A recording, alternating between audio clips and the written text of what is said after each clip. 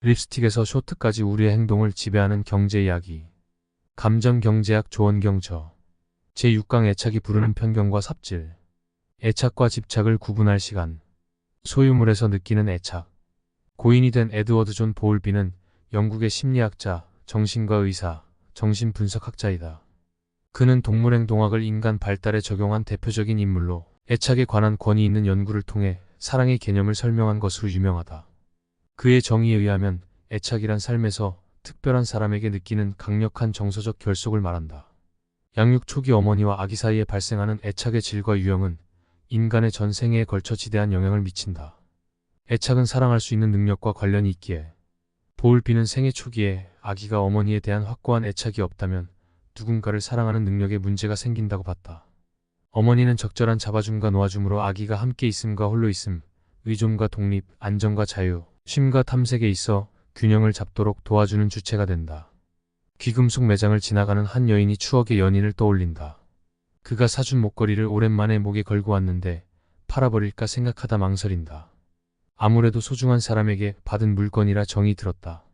그녀의 머릿속에 그는 아름다운 첫사랑으로 자리 잡고 있다. 이런 경우 사람들은 추억이 깃든 물건에 애착이 생겨 그 가치를 실제보다 더 크게 느낀다. 이를 보유효과 엔다우먼트 이펙트라 하는데, 대상을 소유하고 난 뒤에 그 가치에 대해서 전보다 훨씬 높게 평가하는 경향을 의미한다. 사람들은 일단 자산이나 물건을 소유하게 되면 갖기 전보다 그것에 대해 훨씬 더 후한 평가를 한다. 전통적인 경제학에서 가정하는 합리적인 경제 주체라면 사람들은 가지고 있던 물건을 거래할 때 설령 결혼 반지나 부모의 유품이라도 그 가치를 냉정하게 분석하고 객관적으로 평가해야 한다. 자신이 소유했다는 이유만으로 객관적인 가격보다 과도하게 높이 평가하는 오류를 범하면 제대로 팔 수 없을 것이다. 하지만 필자 또한 중고차 거래를 한 기억을 더듬어 보니 중개인이 내 차 가격을 후려치는 기분이 들어 팔고 싶지 않은 마음이 든 적이 있다. 이러한 성향은 인간의 의사결정에 상당한 영향을 미친다. 경제학에서 대표적인 의사결정 이론으로 기대효용 이론과 전망 이론이 있다. 두 이론 모두 불확실한 상황에서의 의사결정을 다루지만 인간의 합리성을 대하는 태도에서 양자는 차이가 있다. 이득과 상실에 대한 인간의 편향. 기대효용 이론은 인간을 합리적인 주체로 평가하며 효용의 최적화를 추구한다. 이 이론에서는 의사결정자가 각각의 선택지에서 기대되는 효용을 합리적으로 비교하여 최적의 선택지를 선택한다고 주장한다. 기대효용 이론에서 인간은 결과와 그 결과가 나올 확률을 곱한 기대값이 높은 것을 선호하는 합리적 선택을 한다. 결과를 돈으로 생각해보자. 확률의 기대값으로 최종적인 부의 수준이 곧 선택의 효용이 된다. 사과를 많이 먹은 뒤에는 사과 한 개를 더 먹을 때 느끼는 효용이 줄어들듯 돈도 더 벌면 효용의 크기는 점점 줄어들어 기대효용은 다음과 같은 모습을 보인다. 전망 이론 프라스펙트 시리은 이와 달리 인간이 제한된 합리성을 지닌다고 본다. 의사결정에 있어 중요한 것은 선호도의 차이가 아니라 이득과 손실 관점에서의 평가라는 것이다. 행동주의 경제학자이자 심리학자인 데니얼 카너먼과 아모스 트베르스키는 전망 이론의 기초를 명확히 제시한다. 한 가지 예를 들어보자. 문제 1. 최근 시민 900명에게서 사망률이 높은 희귀 질병이 발견되었다. 이 질병에 대응하고자 두 가지 대안이 제시되었다. 프로그램의 결과에 대한 과학적인 예상은 다음과 같다. 프로그램 A가 선택되면 300명이 구조될 것이다. 프로그램 B가 선택되면 900명이 구조될 확률은 3분의 1이고 한 사람도 구조되지 못할 확률은 3분의 2이다. 문제 2. 동일한 문제에 대해 다음과 같은 결과가 나왔다고 가정하자. 프로그램 C가 선택되면 600명이 죽을 것이다.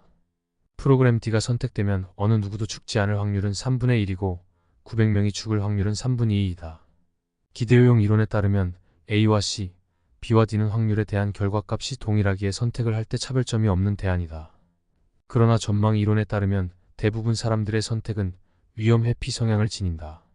따라서 문제 1에서 확실하게 300명을 구조한다는 A의 전망은 900명을 구조하는 3분의 1의 확률보다 더 매력적이다. 반대로 문제 2에서는 대부분 위험 감수를 선택한다. 문제 2에서 600명의 확실한 죽음은 900명이 죽을 3분의 2의 확률보다 덜 매력적이다.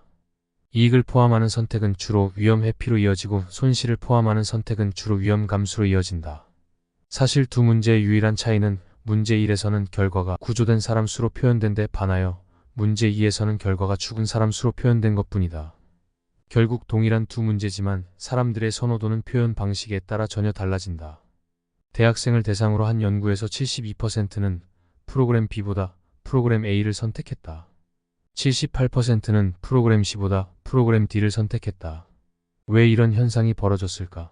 카너먼과 트베르스키는 이익과 손실에 대한 심리학적 지각이 선호의 반전 리버설즈 어브 프레퍼런스를 이루었다고 본다.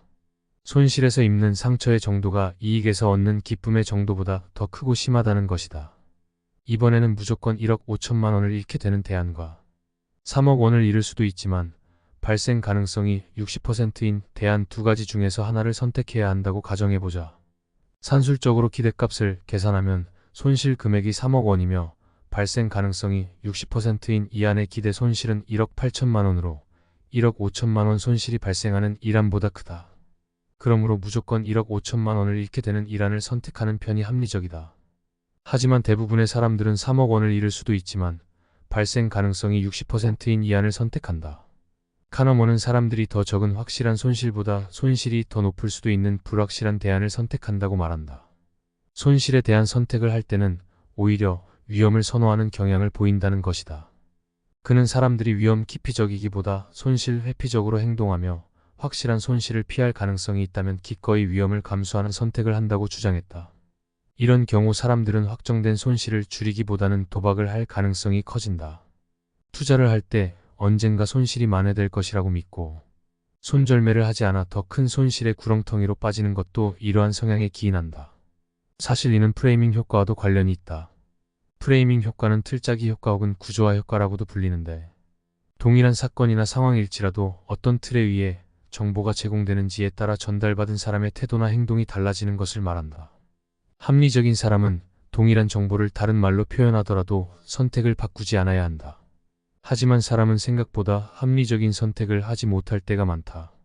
사람은 본질적으로 틀짜기에 취약하다.